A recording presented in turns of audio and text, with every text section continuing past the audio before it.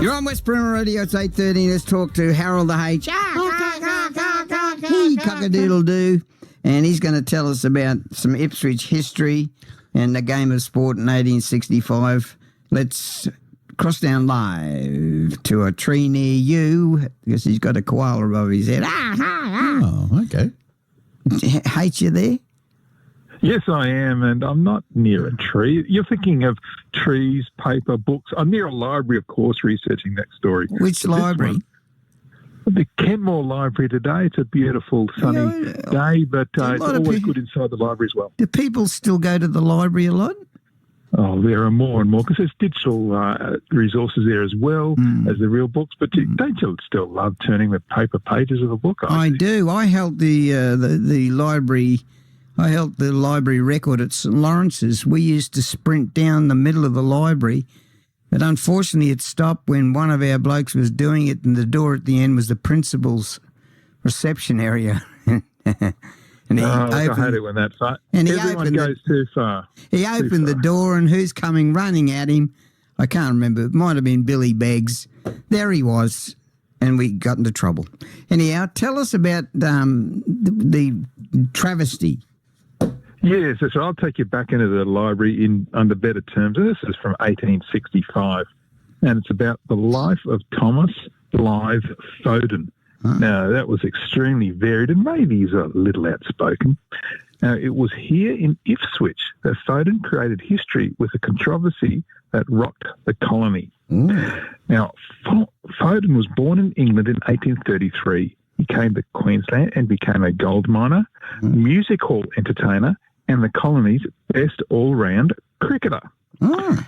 In 1864, Foden publicly challenged Jack Slack, who considered himself the best cricketer in Ipswich. I've heard of Jack Slack. We've talked about him, haven't we? Yeah, we talked about him last week. That's right. And Foden, he was the fellow that offered him that wage of around $30,000 in today's money.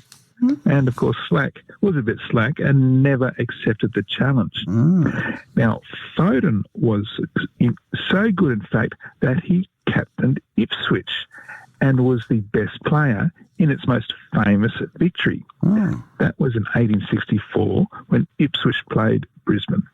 Now, these were selection matches for the inaugural Queensland cricket team to play an intercolonial match against New South Wales, the very first. The Brisbane team came to Ipswich. Foden top scored with 11 runs in Ipswich's total of 56. Brisbane was then dismissed for the embarrassing total of 4 runs. 4 runs? That's right. Somebody. Let's that's Brisbane. No, it's fantastic. You love seeing that. And the pick of the Ipswich bowlers was the underarm trumper Joe Meads, who took 4 wickets for none of just 18 balls. But Foden also took 4 wickets. It was an extraordinary performance that resulted in Foden being a cornerstone for Queensland in that very first intercolonial contest. Get out with you. Yeah, the 4-day match was won by New South Wales, but Foden was a standout. He scored a run in each innings as a batsman, and he bowled unchanged for the whole of the first innings, taking 6 wickets for 16 runs, and he took 2 more wickets in the second innings. Foden was again chosen for Queensland to play New South Wales in a single wicket match, which was the equivalent of a limited overs match today. Now, Foden was the star of the colony, and in 1865, and early that year, he got married. But then 10 weeks later, his stardom was tarnished when he came up against Mr. Thomas and Isaiah Costin. Now, Costin's father started the first Methodist church in Queensland. His brother was in charge of the government printing office. His nephew was clerk of the Queensland Parliaments, and Costin himself was a leading saddler in Brisbane and chairman of the Queensland cricket selectors. Now, Foden was not selected for Queensland's first cricket tour to New South Wales. Controversy erupted.